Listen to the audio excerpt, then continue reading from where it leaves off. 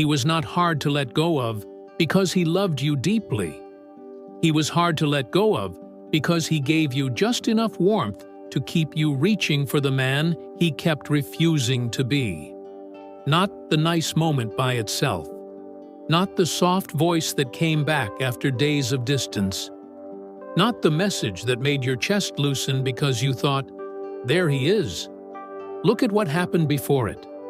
Look at how long you had to sit in the dark before he gave you one small light.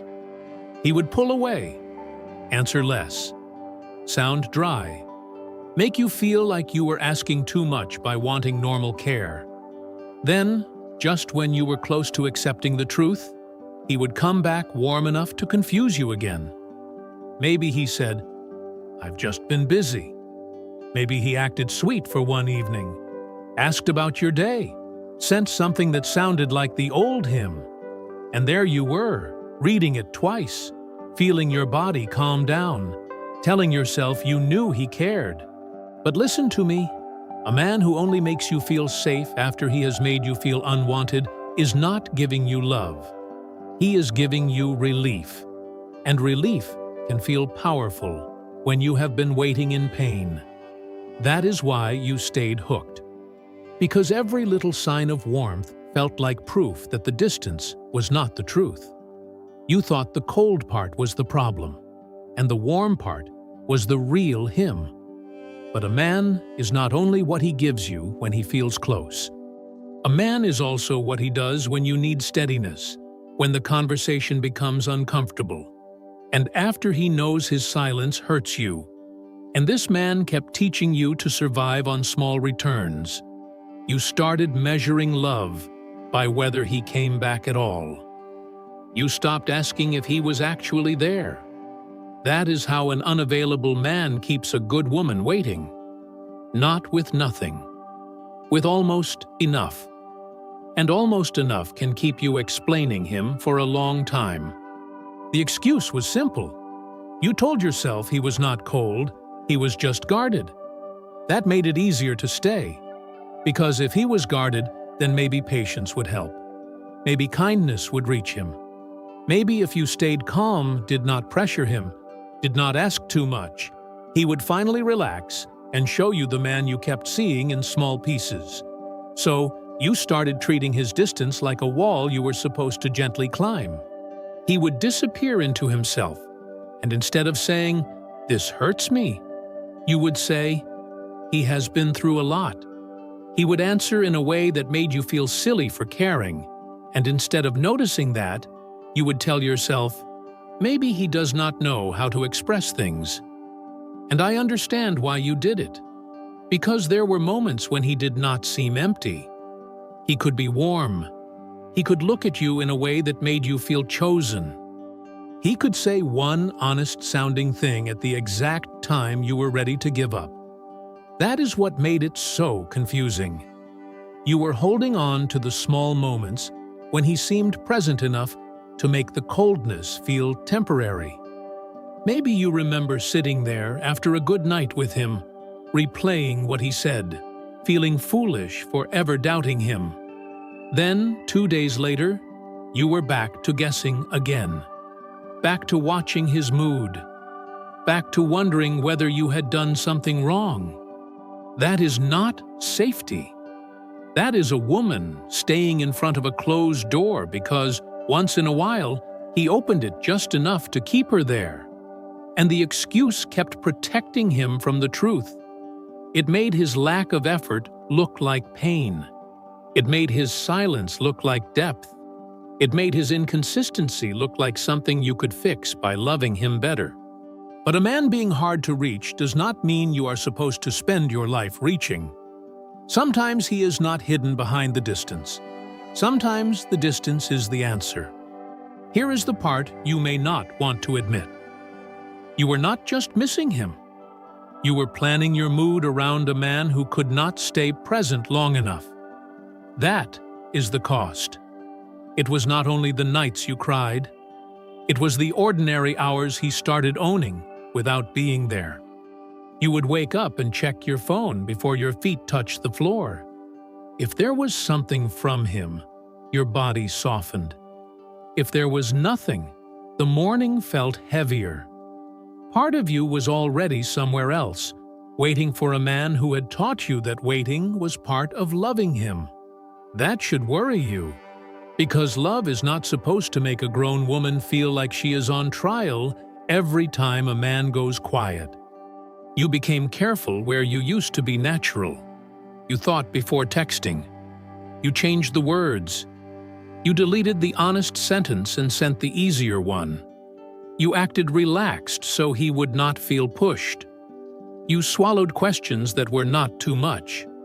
Questions like, "Do you want this?" and "Can I count on you?" And because he gave you warmth now and then, you kept paying that price. You called it patience. But look at what patience was doing to you. It made you accept confusion as normal. It made you grateful for a reply that did not answer the real question. It made you feel guilty for needing what steady people give without making you beg for it. This is the naked truth. Trying harder did not make him safer. Being softer did not make him show up.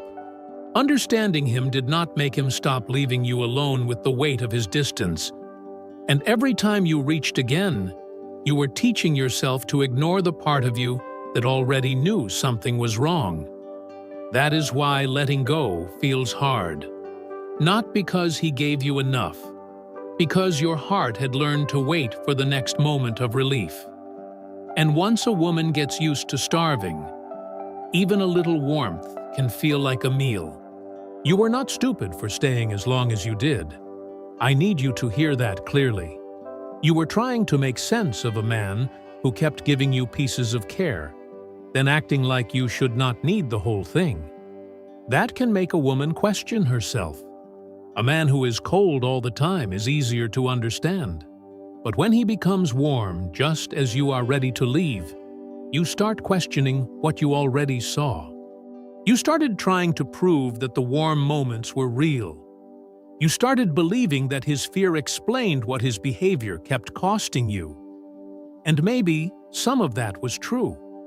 Maybe he did feel something. Maybe he was not lying every time he was kind. Maybe there was a part of him that wanted closeness when it was easy. But wanting closeness sometimes is not the same as being able to care for someone properly. That is where you kept getting hurt. You took the small true parts and tried to build a full relationship out of them. You kept using his rare honest moments as evidence that waiting still made sense. But his little honest moments did not erase the way you had to carry the relationship alone. They did not erase the evenings you acted fine while your stomach was tight.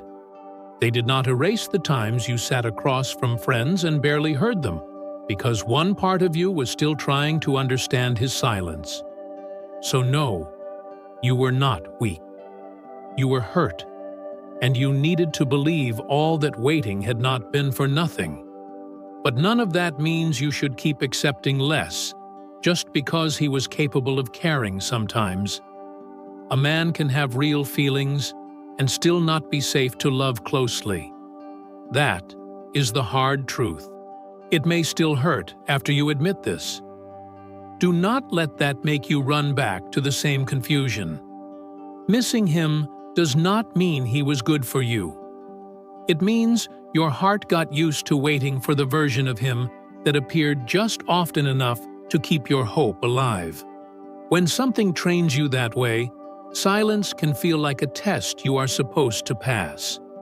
But you are not here to pass his silence anymore. You are here to stop helping it hurt you.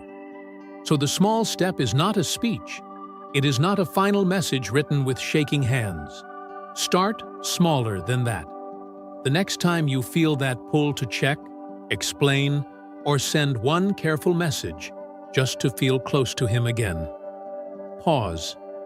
Give yourself 10 minutes before you do anything. And in those 10 minutes, tell yourself the plain truth. He already showed me what happens when I need steadiness. Because he did. Being close to him demanded too much silence from you. That does not mean you were foolish for caring. You cared because the good moments touched a real place in you. You cared because you wanted those good moments to become something you could finally trust. But caring cannot be the reason you keep accepting a man who only feels close when it suits him. Tonight, do not ask yourself whether he had feelings. Ask what his feelings did for your life. Did they make you calmer? Did they make you feel safe asking for simple things? Or did they leave you studying every small change like it meant something? You do not have to stop loving him in one day, but you can stop reaching today. You can notice the moment your hand moves toward the phone, not because something changed, but because the silence became uncomfortable again. And this time, you do not have to use another message to make that discomfort go away. One soft moment cannot erase the pattern that kept hurting you. He may have had feelings. He may have cared in the only way he knew how. But what he gave you still left you waiting, guessing, and becoming smaller just to keep the connection alive. That is what matters now. Not whether the warm version of him was real, but whether that version ever stayed long enough for you to feel safe. You already know the answer. And slowly, the need to reach will lose its power when you stop confusing his return with change.